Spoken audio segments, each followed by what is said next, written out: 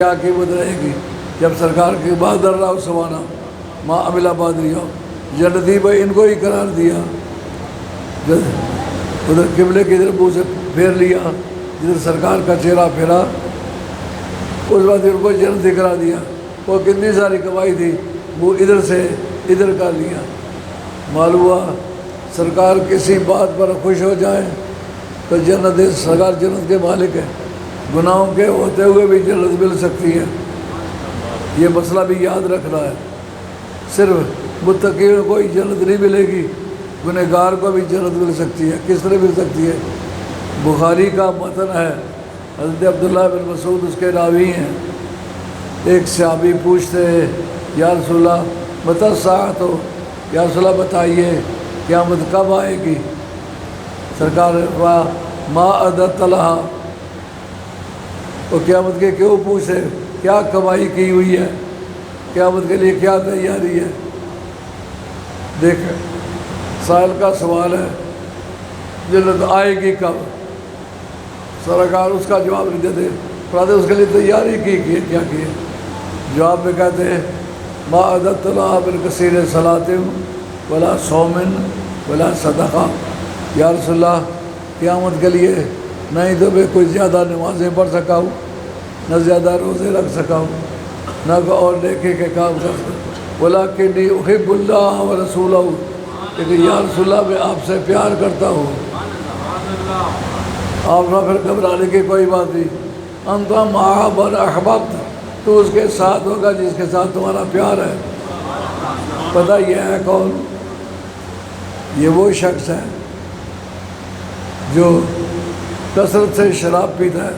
حضرت حمار، اس کا نام بخاری نے نہیں لیا، علامہ بدر الدین عینی نے عمدۃ القاری شرح بخاری میں ان کا نام لیا ہے۔ حضرت حمار شراب پینے والے ساتھی، انہوں نے ایک مرتبہ شراب پی تو صحابہ کرام لعنت کر لگے، لعنت اللہ علیک انت تصاحب النبی وتشرب الخمر، اور تجھ پر خدا کی پھٹکار ہو تو سرکار کی محفلیں بھی اٹینڈ کرتا ہے اور شرابیں بھی پیتا ہے، اور فلا تلعنہ، اس کو لعنت نہ کرو، فإنہ یحب اللہ ورسولہ، محبت جھوٹی نہیں کہلاتی، اس کو لعنت مت کرو، یہ خدا اور اس کے رسول سے پیار کرتا ہے۔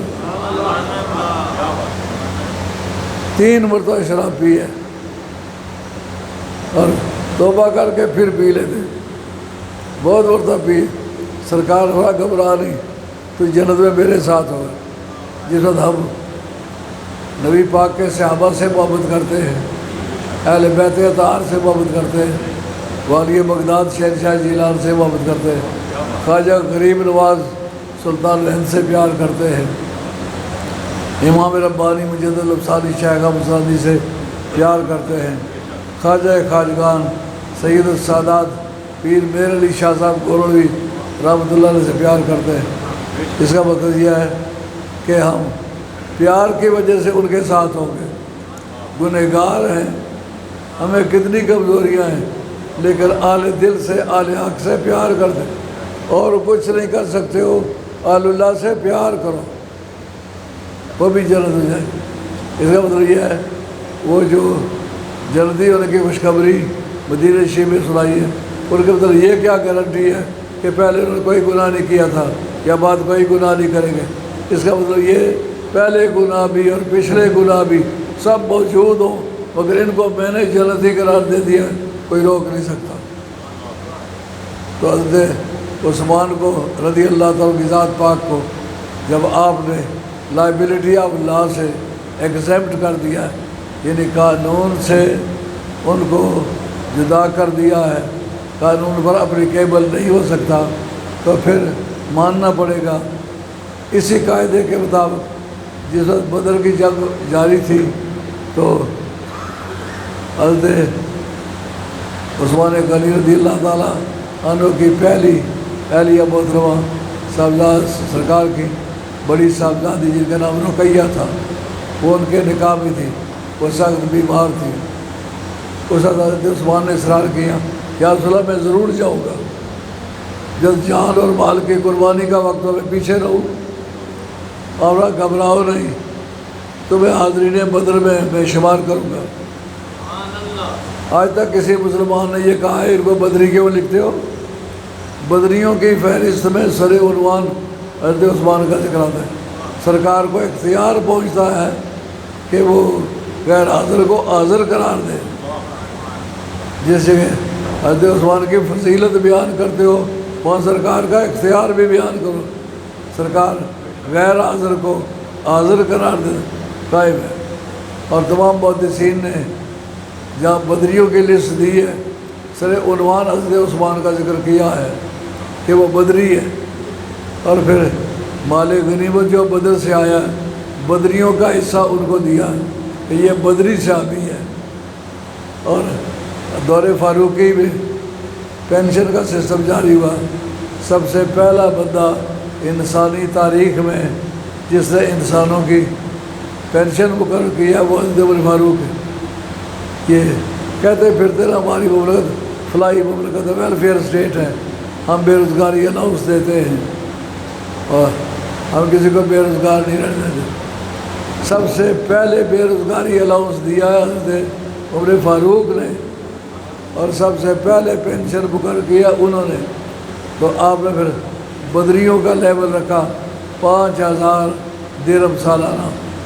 حضرت عثمان کو بدریوں والی پینشن دی۔ کسی ایک صحابی نے اعتراض نہیں کیا کہ یہ تو بدری نہیں ہے، مگر سرکار نے ان کو بدری قرار دیا ہے، پھر تم کون ہوتے ہو؟ جب سرکار قانون سے ان کو مستثنیٰ قرار دے دے۔ البتہ جو ان کے دور میں ہوا ہے وہ مصیبت ہے، مگر اس میں حضرت عثمان غنی رضی اللہ کی ذات کو مجرم نہیں کرتا نہ جا سکتا۔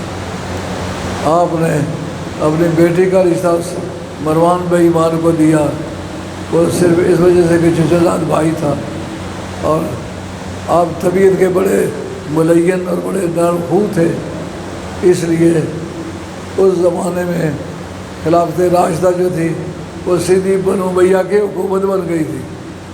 چپڑاسی سے لے کر کے آخری عہدے دار تک کوئی آدمی ہاشمیوں میں ملازم نہیں تھا، سب بنو امیہ تھے۔ حضرت حیدر کرار جیسا جوان جو پوری امت میں سب سے اعلیٰ تعلیم یافتہ ہے، سب سے زیادہ شاذور ہے اور سب سے زیادہ اچھا قاضی ہے، سب سے اچھا منتظم ہے، کوئی علمی پوسٹ ان کے پاس نہیں تھی، اکا دکا مرتا درے مارنے پر ان کو مقرر کیا۔ جو بالکل کچھ نہیں جانتے درے تو وہ بھی مار سکتے تھے، لیکن یہ ایک سازش تھی بنو امیہ کی کہ کوشش کرتے تھے کہ ہاشمیوں میں سے علویوں میں سے کوئی شخص اقتدار میں نہ آئے۔ تو اس دور تک وہ معاملہ طے ہو چکا تھا، اور مصر کا سرخ بن عبداللہ وہ ایک خبیث النفس آدمی تھا، اس کو آپ نے اسی بنو امیہ کے رشتے کے تحت مصر کا آپ نے گورنر بنایا تھا۔ اب ادھر مروان کی ہدایت تھی جو شکایت کرنے آئے گردن اڑا دو، تاکہ آئندہ کسی کو شکایت کی جرت نہ رہے۔ جب لوگ بہت تنگ ہوئے انہوں نے کئی 100 آدمیوں کا ایک گروپ تیار کیا اور حضرت عثمان سے ملاقات کے لیے آئے، اور آ کر انہوں نے رابطہ کیا حضرت حیدر کرار سے اور باقی اکابر صحابہ سے کہ ہم بار بار کہتے ہیں کہ بنو امیہ کا کوئی آدمی جو بھیجتے ہو وہ پہلے سے زیادہ ظلم کرتا ہے، مہربانی کرے آپ بنو امیہ کو نہ بھیجیں، بنو امیہ کے جناب ابو بکر صدیق کی اولاد میں سے بھیجیں، جناب عمر کی اولاد میں سے بھیجیں۔ اس وقت انہوں نے بھیجا کس کو؟ محمد بن ابی بکر کو۔ محمد بن ابی بکر کی والدہ صاحب کا نام اسماء بنت امیس تھا، یہ حضرت جعفر طیار کی پہلی اہلیہ تھی، اور حضرت جعفر طیار کی شہادت کے بعد ان کا نکاح حضرت ابو بکر صدیق سے ہوا تھا، ان سے ایک بچہ پیدا ہوا محمد بن ابی بکر، اور یہ 8 مہینے کے تھے کہ سرکار دنیا سے رخصت ہو گئے۔ مگر یہ بحث ہے کہ جنہیں سرکار کو ایمان کی حالت میں دیکھا اور اسی پر مر گیا وہ صحابی ہے، انہوں نے نہ شعور کے زمانے سے پہلے 8 مہینے عمر ہے، کہاں دیکھا ہے شعور کے ساتھ، کہاں ایمان لائے، مگر تمام محدثین کہتے ہیں صحابی ہے۔ حتیٰ کہ علامہ بدر الدین عینی نے کہا ہے کہ سرکار نے زندگی میں ایک ہی حج کیا ہے۔ آج کل حجوں کی رسم لگی ہوئی ہے، ایک گھر کے 3 قبیلے یہ کہتے ہیں فلاں بابا بیوی کے گیا ہے تو مجھے نہیں لے جاتے ہو، اور کتنی 10 حج کیے ہوئے، کیا 11واں کرا دو۔ سرکار نے ایک مرتبہ وہاں مکہ شریف رہ کے حج نہیں کیا، کہا مشن پہلی بات ہے، حج بعد کی بات ہے۔ تو یہ دیکھنے والی بات ہے، سمجھنے والی بات ہے۔ اس وقت عورتوں کو پتہ چلا کہ سرکار کی صحت بھی سازگار نہیں ہے، تو وہ آج کے لیے تشریف لا رہے ہیں، تو عورتوں نے چاہا میں اپنے بچے کو لے جاؤں، یہ سرکار اس کو نکاح فرما لیں۔ انہوں نے ایمان کی نگاہ تو نہیں دیکھا، لیکن سرکار نے شفقت کی نگاہ سے دیکھا۔ علامہ بدر الدین عینی نے ان تمام بچوں کو صحابی لکھا ہے، وہ صحابہ کرام ہے نا، مزے کی بات، صرف سرکار نے ان کو پیار سے دیکھا۔ لیکن ان کی پرورش کس نے کی؟ حضرت اسماء بنت عمیس کے ساتھ حضرت حیدر کرار نے بعد میں نکاح کیا، اس لیے وہ آپ کی پرورش میں رہے۔ لیکن یہ شرط کہ یہ بنو امیہ میں سے نہیں ہے، یہ پوری کر دی، تو یہ حضرت ابو صدیق کی اولاد میں سے ہے۔ اب جناب ان کو لیٹر بنا کے دیا اور کہ یہ آ رہے ہیں، آپ اپنے اختیارات کو چھوڑیں اور ان کو گورنر تسلیم کریں۔ لیکن جس وقت وہ 2-3 دن کا سفر طے کر چکے تو بعد میں اچانک اس گروپ نے دیکھا کہ حضرت عثمان غنی رضی اللہ عنہ کی اونٹنی ہے، اس کی سنہری نکیل ہے، اس کے اوپر ایک کالے رنگ کا حبشی بیٹھا ہوا ہے، بڑا تیزی جیسا بھاگ رہا ہوتا ہے چور، کوئی چوری کرنی ہوتی ہے یا کر چکی ہوتی ہے، جیسا بھاگا جا رہا ہے۔ تو صحابہ وہ جو تابعین تھے، حضرت محمد بن ابی بکر کے ساتھی، ان کو شبہ گزرا کہ یہ کوئی بندہ مجرم ہے، کیونکہ اس کی نگاہیں اور چال چلن اور اس کی ادائیں مجرموں والی ہے، اس لیے پکڑو اس کو۔ جب پکڑ کے اسے پوچھا کہ تمہارے پاس بجلی چلی گئی ہے،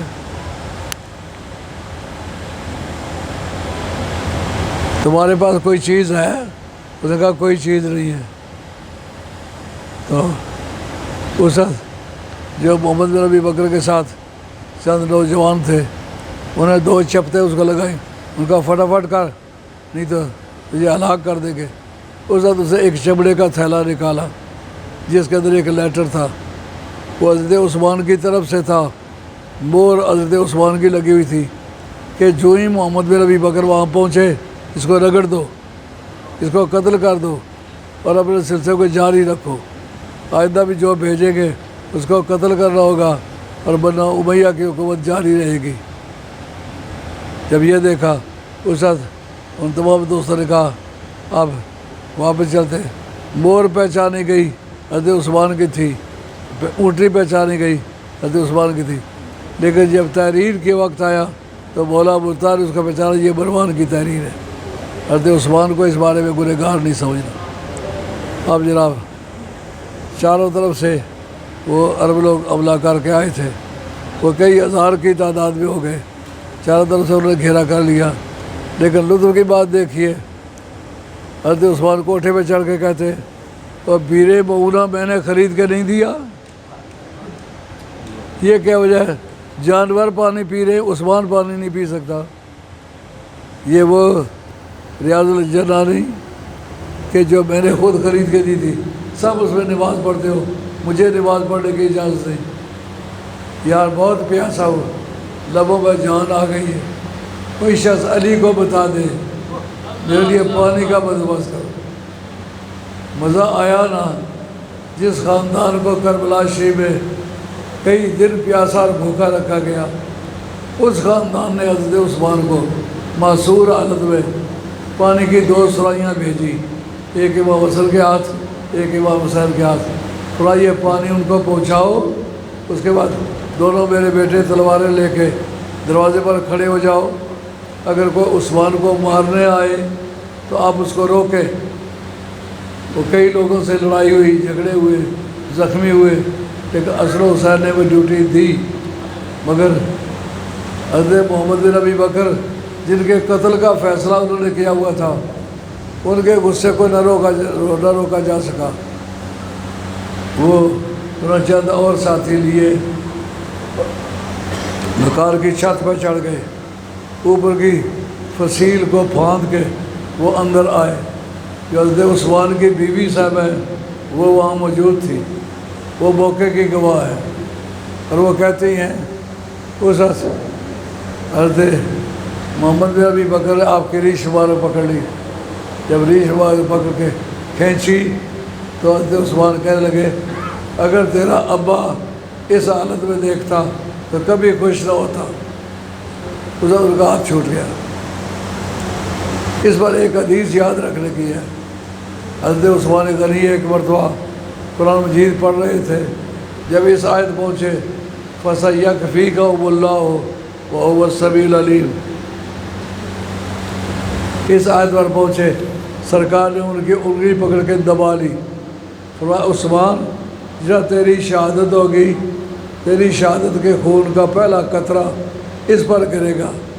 آج سے چند برس پہلے پاکستان میں اس قرآن کی زیارت کرائی گئی تھی، وہ خون کا قطرہ فَسَيَكْفِيكَهُمُ اللَّهُ پڑا ہوا تھا، جس سے اس کی تصدیق ہوئی کہ حدیث کمزور نہیں ہے۔